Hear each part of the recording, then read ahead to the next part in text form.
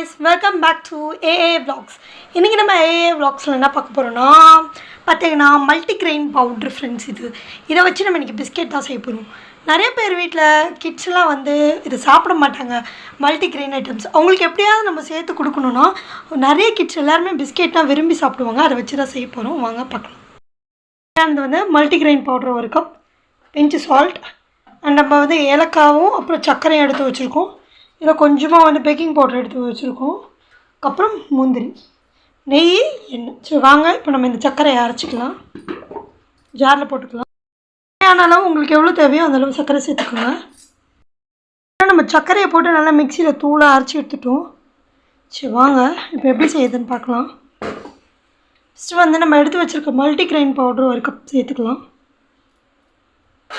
அதுக்கப்புறம் வந்து பிஞ்சு சால்ட் சேர்த்துக்கலாம். எடுத்து வச்சுருக்கிறதுல சால்ட் ஏன் சேர்க்கணுன்னா நம்மளுக்கு வந்து இந்த சுகரோட லெவல் டேஸ்ட்டு சேர்த்து கொடுக்கணும் தான். பேக்கிங் பவுடர் கொஞ்சம் சேர்த்துக்கலாம்.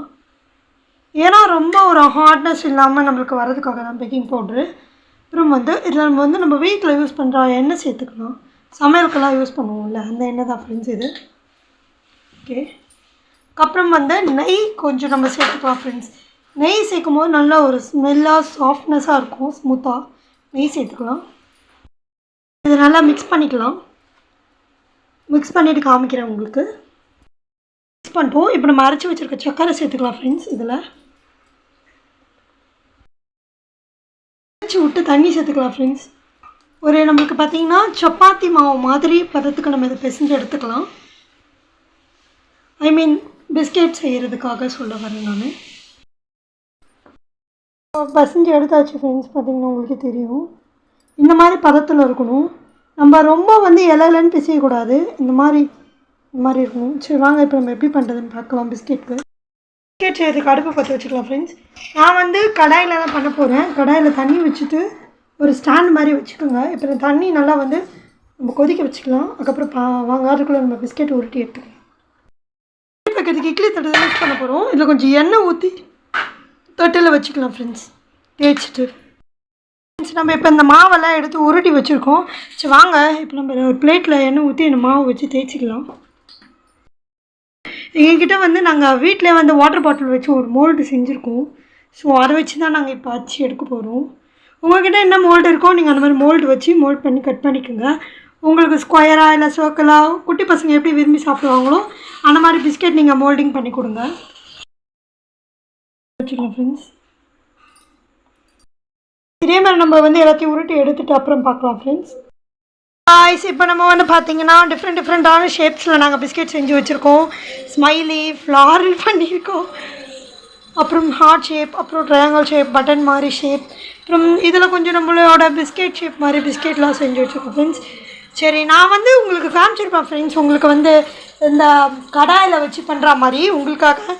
பட் ஆனால் வந்து 2 ட்ரே வைக்கிறதுனால நான் இட்லி குண்டா தான் யூஸ் பண்ணுறேன். அதில் தண்ணி வச்சுருக்கேன். கொதிச்சிச்சுன்னா நம்ம வைக்கும் போது பார்க்கலாம் ஃப்ரெண்ட்ஸ். கூட 2 ட்ரே 3 ட்ரே வைக்கிற மாதிரினா இட்லி குண்டாவில் யூஸ் பண்ணிக்கோங்க. சிங்கிள் ட்ரே யூஸ் பண்ணுற மாதிரி இருந்ததுன்னா நீங்கள் கடாயில் கூட யூஸ் பண்ணிக்கலாம்.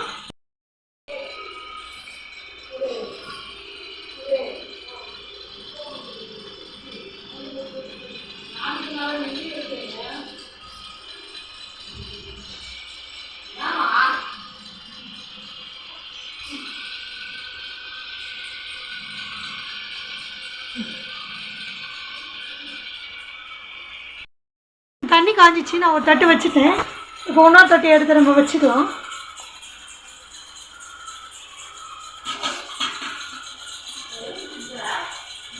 ஓகே, இப்போ நம்ம க்ளோஸ் பண்ணி ஒரு 10 to 15 minutes வேக வைக்கலாம். வெந்ததுக்கப்புறம் பார்க்கலாம் ஃப்ரெண்ட்ஸ். இப்போ வந்து வெந்துருச்சு ஆல்மோஸ்ட். இப்போ நம்ம எடுத்து பார்க்கலாம்.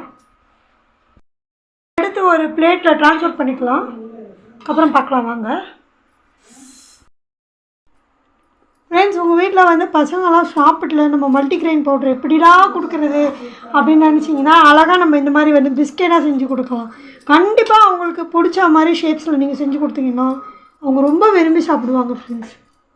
பார்த்தீங்களா ரோஸ் ஃப்ரெண்ட்ஸ், நீங்கள் கடையிலலாம் வாங்குறத விட இந்த மாதிரி வீட்டில் செஞ்சு பாருங்கள்.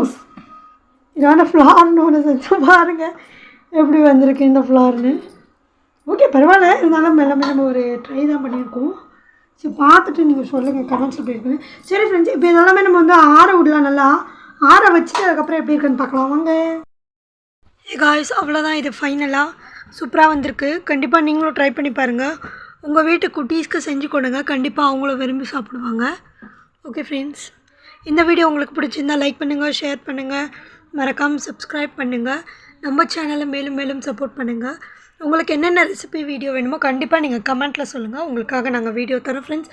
By bye friends from AA Vlogs. Thank you for watching.